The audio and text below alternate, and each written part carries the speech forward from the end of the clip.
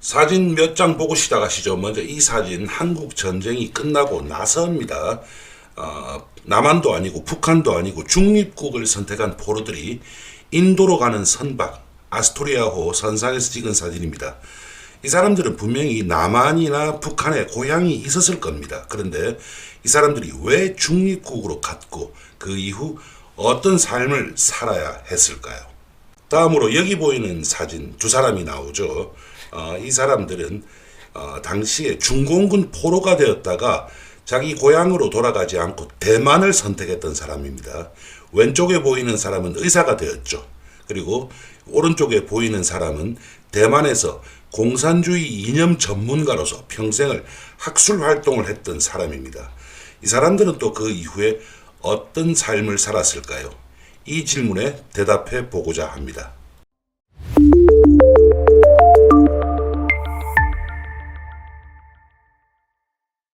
안녕하세요, 유일입니다. 역사의 변곡점 이제 꽤 많이 왔습니다. 이제 한국 전쟁 제 5번째 편으로 들어가겠습니다.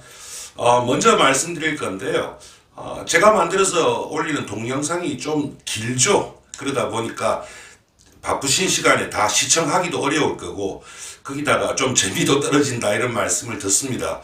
예, 물론 앞으로도 짧게 만들도록 노력하겠습니다. 특히 이 편은 더 짧게 만들 것인데요. 이 편 내용이 워낙 좀 길어요. 하지만 짧게 만들다 보니까 내용이 약간 부실해질 수도 있습니다. 그 부분 조금 이해를 해 주시기 바랍니다. 한국전쟁 이제 5번째 편인데요. 첫 번째 편에서 우리가 전쟁의 발발, 남침의 이유에 대해서 말씀드렸고, 두 번째 편에서는 제가 말씀드린 것이 미국이 왜 참전했던가, 그리고 세 번째 편에서는 중국은 왜 참전했으며 또 어떻게 철수했는가. 원래 철수할 생각이 없었거든요. 그 다음에 네 번째 편에서는 휴전협정과 그를 둘러싼 협상에 대해서 말씀드렸습니다. 그런데 이런 전쟁이라고 하는 것이 그렇게 거시적으로 이렇게 보는 것도 물론 중요합니다. 하지만 이 전쟁은 보통 전쟁하고 다르지 않습니까? 우리가 직접 겪은 전쟁이고 지금도 그 전쟁의 여파가 계속되고 있습니다. 실제로 한반도의 정세에 대해서 우리는 다르게 생각할지 몰라도 전 세계는 지금도 한국 전쟁이 딱 끝난 그 순간 그리고 그때 서로 약속한 사항을 기준으로 해서 이렇게 생각을 하고 있거든요. 그래서 우리 보통 사람들에게 이 전쟁이 어떤 영향을 미쳤는가에 대해서 말씀드릴 건데 이 또한 뭐 하나하나 특히 경제적인 부분까지 다 말씀드리기는 어렵고요. 그리고 제 고향이 부산인데 부산에 또 어떤 영향을 미쳤는가 이것까지 말씀드리기는 어렵습니다. 그래서 두 가지로 대충 나누어서 포로 이야기, 그 다음에 민간인 이야기로 나누어서 짧게 말씀드리겠습니다. 보통 전쟁에서 포로를 얘기할 때 하는 얘기들이 있습니다. 그게 이제 한국 전쟁과는 조금 다른 경우가 대부분입니다. 보통은요, 포로에 대한 대우 문제, 또 포로 교환의 문제, 송환의 문제, 그 다음에 꼭 나오는 것이 포로의 강제 노역에 관한 문제라든지, 또 포로의 처형에 관한 문제, 이런 것들이 대부분입니다. 근데 한국 전쟁은 이것과는 비교도 되지 않을 만큼 아주 복잡합니다. 포로 교환 방식이나 이런 것도 복잡하지만요, 반공포로 문제가 있었고요, 또 중립국을 선택했던 포로들이 있었습니다. 그 다음에 빨치산 포로들은 또 어떻게 되었는가? 빨치산이 군인이냐 아니냐에 따라 달라지겠죠. 그 다음에 중공군 포로들이 그 이후에 어떻게 되었는가? 이렇게 아주 다양합니다. 물론 미군 포로들 얘기도 살짝 하고 넘어가겠습니다. 미군 포로 중에서 일부는 북한에 남았습니다. 이 사람들이 그 이후에 어떻게 되었는가에 대해서도 말씀을 드리도록 하겠습니다. 그래서 먼저 포로 협상이 어떠했는가부터 알아보고 시작하겠습니다. 길지는 않게 가겠습니다. 포로들의 사진입니다. 이 포로 문제가 그렇게 단순한 문제가 아니라고 하는 사실은 제가 이미 말씀을 드렸죠. 과연 포로가 한국 전쟁에서 몇 명이었는가? 지금 보이는 사진이요. 그 당시에 한국 신문에서 거의 매일 나오던 국군 포로 명단입니다. 근데 이것이 쭉 이렇게 나오는데 이것이 모두는 아니었습니다. 실제로 포로가 몇 명인지 정확하게 알 수가 없습니다. 지금 이 표를 보시면 아시겠지만 공산군, 그러니까 북한군과 중공군이 되겠습니다만 그쪽에서 유엔 측으로 넘어온 포로, 그 다음에 유엔 측에서 공산 측으로 넘어간 포로들이 숫자가 나오는데요. 숫자가 좀 차이가 많이 납니다. 여기 보면요, 제가 마우스로 보이는데 공산군 측에서 유엔 측으로 넘어온 포로는 다 합쳐서 13,000명 정도밖에 되지 않고 반대편은 83,000명이나 됩니다. 이게 지금 좀 뭔가 문제가 있는 수치 같습니다. 그런데 사실은 이제 북한 측에서는 대부분의 포로를 보내지 않았습니다. 그래서 정확하게 몇 명인지 모르는데 아마도 최소한 17에서 18만 명이 되지 않느냐라는 관측도 있고, 아니면 아니다 한 10만 명 정도 된다 하는 얘기도 있습니다. 실질적으로 조창호 소위라고 하는 사람이 있었죠. 이 사람이 탈북을 해 오면서 처음으로 이제 탈북을 한 사람인데, 그 이후에도 북한에 있던 한국군 국군 포로들, 그리고 국군 포로들은 나이가 들어서 이제 세상을 떠난 경우가 많습니다만은 그 이후에 그 자손들이 탈북을 해온 경우가 꽤 많았습니다. 그래서 이 사람들이 북한 내에서 상당히 좋지 않은 대우를 받았다 하는 사실도 지금은 이제 다 밝혀져 있는 상황입니다. 그런데 포로 교환은 언제나 모든 전쟁에서 중요합니다. 그래서 그 당시에 포로 교환과 관련해 가지고는 얘기가 조금 달라집니다. 지금 보면 이승만의 사진이 왼쪽에 좀 크게 나오고, 그 다음에 오른쪽에 스탈린, 모택동, 그 다음에 아이젠하워가 직접 연관된 것하고는 좀 거리가 있지만 어쨌든 미국, 그리고 북한 김일성 사진이 나오는데, 대충 포로 교환과 관련해 가지고는 이렇게 양측으로 나뉩니다. 먼저 이승만의 경우에는 선별 교환을 원했습니다. 그러니까 포로라고 다 같은 포로가 아니라는 그런 뜻이 되겠죠. 그런데 반대 측에서는 이제 일괄 교환을 원했는데, 지금 여기에 보시는 이 스탈린이라든지 소련이죠. 그 다음에 여기에 이제 보이는 모택동, 이 양측은 뭐 별거 있겠느냐, 국제적인 일반적인 기준에 따라서 무조건 다 교환하자라는 주의였고요. 미국의 경우에는 원래 좀 왔다 갔다 했습니다. 그러다가 나중에는 그래도 제일 처음에는 일괄 교환을 원했죠. 그러다가 나중에 입장이 변했고요. 북한의 김일성 또한 좀 왔다 갔다 했습니다. 하지만 소련과 중국에서 일괄 교환을 원했으므로 또 일괄 교환으로 또 살짝 갔다가 하는, 왔다 갔다 했던 그런 측면이 있는 것입니다. 그런데 이승만의 입장에서 이게 그렇게 단순한 문제가 아니었습니다. 가장 중요한 것이 반공포로 문제입니다. 그 당시에 남한에 잡혀있던 수많은 포로들, 이 포로들 중에서 상당수가 원래 남한 사람이었습니다. 그런데 북한이 이제 남한의 거의 모든 지역을 점령을 하면서 의용군의 형태로 데려간 포로들이 꽤 많았습니다. 이 사람들은 북한과는 아무런 관련이 없는 사람들입니다. 그래서 이승만의 입장에서는 선별해야 한다라고 하는 이야기를 했던 것이죠. 그 문제만은 아닙니다.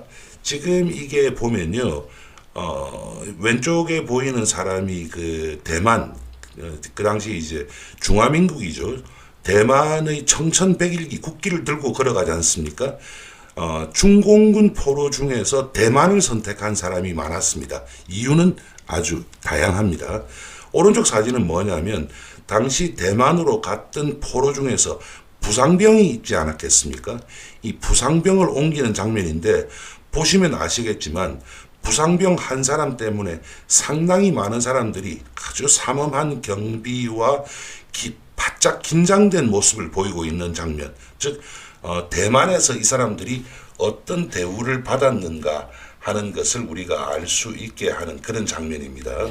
그런데 포로 문제는 한국 전쟁의 휴전 협상에서 언제나 가장 골치 아픈 문제였습니다. 문서 몇 개만 보시죠. 첫 번째 문서가 1952년 7월 7일에 이제 온 문서네요. 바신스키가 몰로토프에게 보낸 전문입니다. 그 전문을 보면요, 뭐라고 했느냐 하면 1952년 7월 3일 날 북한의 남일이 어떠한 의견을 내놓았다 하는 것을 말합니다. 그전에는 그렇게 복잡한 거 없었습니다. 그러다가 도저히 포로 문제 때문에 얘기가 안 되니까 이런 얘기를 말을 하는 것이죠. 남일이 이제 자기 의견을 내놓았는데 물론 남일 개인의 의견은 아니었겠죠. 그런데 여기에 보면은 일단 한국 국적, 여기서 한국 국적이라고 하는 것은 북한 그리고 남한을 포함하는 개념입니다. 한국 국적을 가진 포로는 무조건 교환 다 되어야 한다. 그래 놓고 나서 코리안 POW라고 하면 Prisoner of War죠. 포로들은 would be returned to their place of residence regardless of their wishes. 자기가 무엇을 원하든 간에 일단 교환되어야 한다라고 하는 것을 원칙으로 내세웠던 것이죠. 그리고 나서 이제 9월 4일이 왔습니다. 이때 아주 모스크바에서 중요한 미팅이 있었습니다. 어떤 미팅이 있었는가 보면요. 스탈린도 있었습니다. 그런데 몰로토프, 말렌코프, 미코얀, 베리아, 불가닌, 카가노비치, 소련의 가장 핵심적인 인물이 다 들어가 있죠. 그 다음에 주얼레, 그 다음에 첸윤 이러면서 중국적에서도 아주 중요한 인물이 다 들어갔고 박헌영이 여기에 갔습니다. 이 미팅에서 어떤 일이 있었는가라고 하는 것을 얘기를 하고 있습니다. 그런데 여기에 보면은요, 뭐라고 하느냐면 중국군 포로와 중공군 포로죠. 그 다음에 한국군 포로가 20%가 돌아가고 싶어하지 않는다라고 미국 사람들이 얘기할 것이다. 미국 사람들은 그렇게 주장을 이미 하고 있었던 것이죠. 거기에 대해서 문제가 있다라고 하는 이야기, 즉 1952년 9월이 되면 미국도 입장이 조금 변하고 있다라는 것을 알 수가 있습니다. 그리고 나서 며칠 있다가 9월 17일 날 필리포프라고 하는 것은 사람 이름이 아니고요. 스탈린을 지칭하는 표현입니다. 그러니까 모택동에게 뭐라고 했느냐 하면 그 며칠 전에 멕시코가 제안을 내놓았어요. 이렇게 하자. 그러니까 멕시코의 제안은 받아들일 수 없다. 왜냐하면 멕시코는 미국의 첩자에 불과하다라는 그런 이야기를 하면서 멕시코 제안은 받아들일 수 없다라고 하고 있었죠. 그리고 나서 이승만이 뭐라고 했느냐 하면 요거는 53년 6월 6일입니다. 6월 6일 어떻게 됐느냐 하면요. 이때는 포로 협상이 거의 이제 끝나가고 있었습니다. 그리고 휴전 협정도 거의 끝나가고 있었습니다.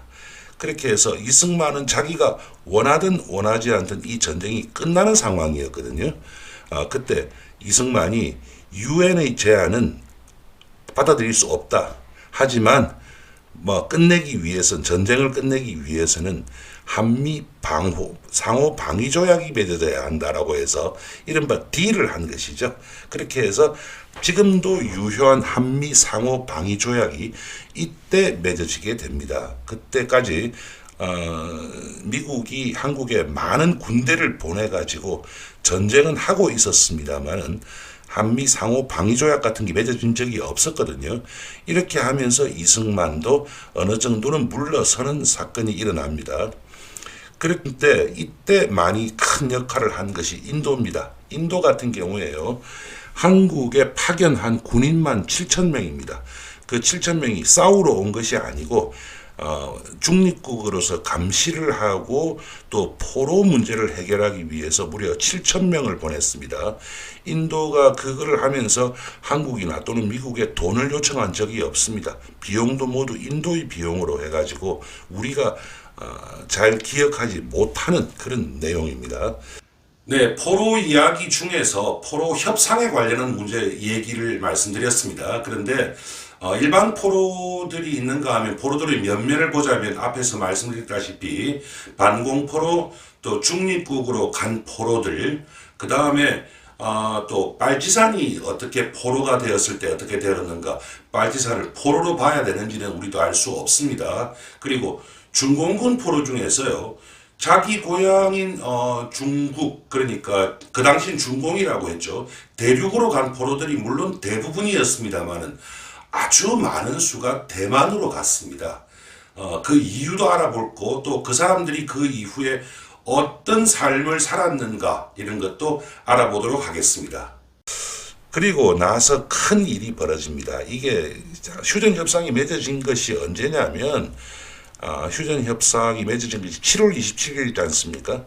그런데 5월 달에 이렇게 이승만이 반공포로를 모두 석방해버립니다. 이 석방이라고 하는 것이 정식적인 절차를 거쳐서 석방을 한 것이 아닙니다. 그냥 무조건 다 풀어줘 버렸던 겁니다. 이것 때문에 전 세계가 거의 경악을 했습니다. 왜 경악을 했느냐 하면요. 이제 전쟁 거의 다 끝나가지고 휴전협정도 이제 곧 사인을 하게 되는데 이 상황에서 반공포로들을 석방을 해버리니까 정말 대책이 없어지는 겁니다. 그렇게 해서 이제 깜짝 놀랐습니다. 하지만 어차피 모두가 지쳐 있었고 더 이상 싸울 힘이 없었습니다. 그래서 이 전쟁을 끝내기 위해서 이런 큰 일이 있었음에도 불구하고 휴전협정은 이렇게 맺어졌던 것입니다. 앞에서 말씀드린 것과 같이 인도가 한 제안이 상당히 중요했습니다. 그래서 그 당시에 남한군, 북한군, 그 다음에 중공군, 그리고 중립국이 모두 함께 참가해서 이렇게 앉아있는 사람에게 포로 한 사람 한 사람에게 모두 자기 의사를 직접 확인하는 절차를 거쳤습니다. 지금 여기에 보면요. 여기에 지금 뭔가 설득을 하고 있는 사람이죠. 웃으면서. 이 사람이 북한군입니다. 북한군이 이 포로에게 우리에게 오라라고 얘기를 하고 있고 아마도 지금 이 사람은 거기에 대해서 저항을 하고 있는 것으로 보입니다. 항의를 하고 있는 것으로 보이고 이 사람을 그러면 데리고 온 감시하는 사람이 있지 않겠습니까?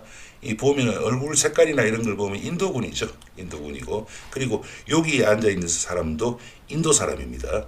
그래서 당시 이제 중립국에서 와가지고 이렇게 하나하나 감시를 다 했습니다. 정말 제대로 이것이 이제 이루어지고 있는가에 대해서 감시를 했던 것이죠.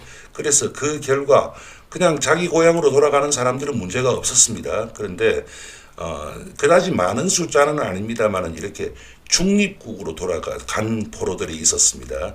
중립국으로 왜 갔느냐에 대해서는 나중에 이 사람들이 이제 얘기를 하는 얘기들이 있는데 그 얘기를 무조건 다 믿을 필요는 없습니다만은 대부분은 뭐라고 하느냐 하면 선택하지 않는 사회에서 선택을 강요받지 않는 사회에서 살고 싶었다라고 합니다. 그래서 이 사람들이 이렇게 중립국으로 갔고 그리고 이 중립국으로 간 사람들도 세 가지가 있습니다. 남한 출신이 있고 북한군 출신으로서 중립국으로 간 사람들이 있겠죠. 그 다음에 정말 몇 명 안 됩니다만은 중국군 출신으로서 중공군 출신으로서 중립국으로 간 사람들도 있습니다. 그래서 이 사람들이 대부분은 초기에는 물론 당연히 고생 많이 했습니다. 그러다가 대부분은 그 중립국에서 잘 정착을 했고 1970년대 말부터 대충 그 남한 정부 쪽하고 가까워졌어요. 그래서 그 이후에 주로 이제 한국하고 같이 사업을 하면서 경제적으로도 안정이 된 상황이었습니다. 이 사진은 뭐냐면 당시 중립국으로 간 포로들이 한번 쭉 방문을 했던 사진인데요. 지금 여기가 아직 인천공항이 생기기 전 김포공항입니다. 그런데 이 사람들이 지금은 이제 그다지 많이 살아있지 못한 그런 상황입니다. 그 다음에 이제 이 중공군 포로입니다. 이 중공군 포로들도 참 복잡한데요. 중공군 포로 중에서 대만으로 간 포로들이 있었습니다. 그리고 이 사진은 무슨 사진이냐면요. 빨치산이 이제 재판받는, 재판 전 조사를 받는 그런 장면입니다. 여성 빨치산이죠. 정확한 수치가 나와 있지 않습니다만은 빨치산들 중에서 이제 그 여성 빨치산이 재판을 받고 하는 경우가 더 많았습니다. 왜냐하면 남자들이 그 산속에서 투쟁하다가 죽은 경우가 많았고 또 빨치산 자체가 상당히 그 여성이 꽤 비율이 높았습니다. 그러다 보니까 여성 빨치산이 이렇게 재판을 받는 장면인데 여성 빨치산들 중에서 끝까지 전향하지 않은 사람들도 많이 있습니다. 그러다가 지금은 이제 많이 거의 다 죽었습니다. 몇 명 안 살아 있습니다. 그런 사람들이고 또 빨치산 중에도 그 내용을 보면 북한에서 내려왔던 빨치산들이 있죠. 그런 빨치산들의 경우가 있고 또 남한에 보통으로 살다가 여러 가지 이유로 빨치산이 된 경우들이 있었습니다. 그런데 이 사람들을 과연 전쟁 포로로 볼 것이냐 아니냐의 문제는 여전히 남습니다. 복잡한 문제입니다. 왜냐하면요, 전쟁 포로는 국제법에 의해 가지고 포로로서의 권리를 가집니다. 그런데 남한 정부 입장에서 빨치산을 포로로 보기 싫었죠. 그래서 이 사람들에 대해서 많은 일들이 있었습니다. 그리고 한 몇 명은 처형이 된 적도 있습니다. 빨치산이라고 처형이 됐다기보다도 대개는 이제 민간인 학살이라든가 뭐 그런 것 때문에 처형이 된 그 경우가 많습니다. 지금 유튜브에는 너무 잔혹한 영상을 올리면 검열에 걸립니다. 그래서 그거를 제가 올리지는 못하는데 그 외에 뭐 민간인 학살이라든지 이런 사진들은 지금 많이 남아 있습니다. 네, 포로는 기본적으로 군인이었죠. 그것도 복잡했습니다만은 어쨌든 군인이었는데 이제 민간인 얘기로 넘어가야 될 차례입니다. 민간이 물론 많이 죽었습니다. 전쟁터에서 죽은 경우도 있고 학살당한 경우도 있고 또 배가 고파서 죽은 경우도 있는데 물론 그것도 중요합니다만은 일단은 지금 우리에게 직접적인 영향을 끼치고 있는 얘기들에 대해서 말씀을 드릴 건데요. 너무 얘기가 길어지면 안 되니까 세 개만 간단하게 말씀을 드릴게요. 하나는 제가 쇼트를 통해서 이미 이제 한번 간단하게 예고를 해드린 바 있는데 이산가족 문제가 있습니다. 그 다음에 전쟁 고아 문제가 있습니다. 이 전쟁 고아 문제는 아주 복잡합니다. 그리고 세 번째가 살짝만 건드려야 되는데 우리나라에 적군 묘지가 있어요. 그러니까 적군으로 남한에서 죽은 사람 대부분이 이제 북한군하고 중공군이 되겠죠. 이 사람들이 묘지가 있습니다. 지금 우리나라에. 그래서 적군 묘지에 대해서도 간단하게 말씀드리고 넘어가도록 하겠습니다. 민간인 얘기 좀 해야겠죠. 지금 이게 뭐냐면요. 광주에 그 상무지구 있습니다. 그 상무지구는 그전에도 그랬고, 그 당시에도, 한국전쟁 당시에도 포로 수용소가 두 군데나 있었습니다. 그 중에서 이렇게 지금 이게 사진으로는 포로를 수용하는 장면이라고 되어 있는데 사진 보시면 왠지 포로같이 보이지는 않지 않습니까? 여성이라고 해서 싸우지 못하는 건 아니겠지만 애를 업고 뭘 어떻게 한다는 얘기인지 그것도 좀 궁금하고 한데 이게 참 복잡한 얘기입니다. 다음 사진 한번 보실게요. 지금 이 사진이 보면 그 당시 포로 수용소에 수용되어 있던 민간인이라고 해서 나오는 사진인데요. 누가 보더라도 뭐 별로 포로라고 하면 군인인데 별로 군인 같은 모습은 아니지 않습니까? 그런데 이게 입장이 조금 다릅니다. 뭐냐면요. 이게 그 억류 민간인이라고 해가지고 그 당시에 민간인들에 대해서 어떤 면에서는 일단 임시로 수용을 한 적이 있습니다. 그리고 이 사람들이 포로 수용소 내에서 포로로서의 역할이라고 하기가 좀 그렇습니다만은 포로로서의 입장보다는 그냥 거기에서 한동안 임시로 거처를 마련했던 측면도 있는 것입니다. 그 다음에 이제 이산가족 문제가 있죠. 이산가족들이 왜 생겼느냐 하면 대개 일사후퇴 때 많이 생겼습니다. 이산가족 중에서 아예 고향이 남한인 경우는 그렇게 많지가 않습니다. 왜냐하면요. 이산이 되었다고 하더라도 자기가 찾아갈 고향이 있었던 거 아니겠습니까? 그래서 나중에 어떤 식으로든 이 사람들은 찾은 경우가 많았는데 북한이 고향인 경우가 많습니다. 그래서 그 북한이 고향인 경우에는 찾아갈 곳이 없었죠. 그래서 자기 가족이 어디서 살고 있는가 몰랐습니다. 그래서 지금 이렇게 그 기차를 타고라고 하는 표현이 웃기는데 이렇게 하면서 남쪽으로 내려가다가 갑자기 기차가 서든지 아니면 뭐 폭격이 또 시작되든지 이러면 흩어져 버리고 그러면 아예 잊어버리는 겁니다. 그 이후에 지금까지도 남한과 북한이 협상할 때 언제나 나오는 주제 중에 하나가 이산가족 찾기입니다. 이산가족 상봉인데 이제는 이산가족 본인들은 그다지 많이 살아있지 않죠. 그런데 북한에서는 이산가족 찾기를 그다지 좋아하지 않습니다. 달리 좋아하지 않는 게 아니고요. 뭐 자본주의 물결이 어떻고 하는데 그건 중요한 게 아니고 왜 좋아하지 않느냐 하면 북한은 행정 전산망이 없습니다. 그래서 이산가족 찾기 한 번을 하는데 어마어마한 행정력이 이제 필요한 겁니다. 그래, 그 북한 입장에서는 그거는 별로 받아들이고 싶어 하지 않습니다. 하지만 언제나 이제 북한과 남한의 대화에는 이산가족 상봉에 관한 문제가 빠지지 않습니다. 그러면서 1983년에 이렇게 KBS에서 그 당시 한 번 방송하려고 했다고 해요. 그렇게 해가지고 이산가족 찾기 방송을 시작을 했다가 생각했던 것을 뛰어넘고도 훨씬 뛰어넘는 어마어마한 인파들이 몰려와가지고 몇 달을 방송을 한 적이 있죠. 그래서 이것이 아주 세계적인 그런 뉴스가 되기도 했습니다. 다음이 이제 전쟁 고아 얘기죠. 지금 이 사람은 이름이 지금 다 나와 있습니다. 1950 왼쪽에 보이는 사진이 이강용 씨라고 하는 분 사진인데요. 1956년 사진으로 알고 있습니다. 미국으로 입양이 되어 갔죠. 그렇게 해서 미국 TV를 보고 있는 장면입니다.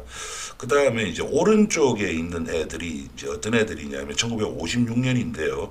전쟁 고아들입니다. 이 전쟁 고아들이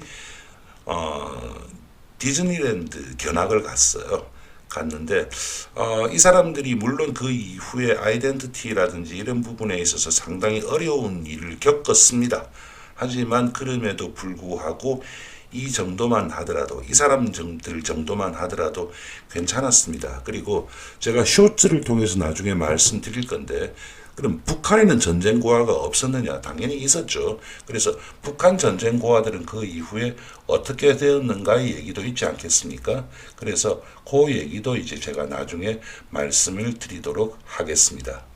마지막으로 하나만 더 말씀드리죠. 이게 워낙 정치적으로 지금 우리나라의 내부 정치적으로 민감한 문제라서 얘기가 참 쉽지가 않습니다. 그런데 우리나라 파주군에 가면요. 남한입니다. 우리나라가. 파주에 가면은 적군묘지라고 하는 곳이 있습니다. 그래서 북한군하고 이제 그 이전에는 중공군이라고 하다가 이제 중국과 수교하면서 중국군 묘지가 되었죠. 그렇게 해서 그 당시에 이제 남한 땅에서 죽은 북한군과 중공군이 있지 않겠습니까? 그 시체들을 이제 그동안 그 이후에 버려져 있다가 1996년이나 되어 가지고 이것을 묘지를 간단하게 만들어 줬습니다.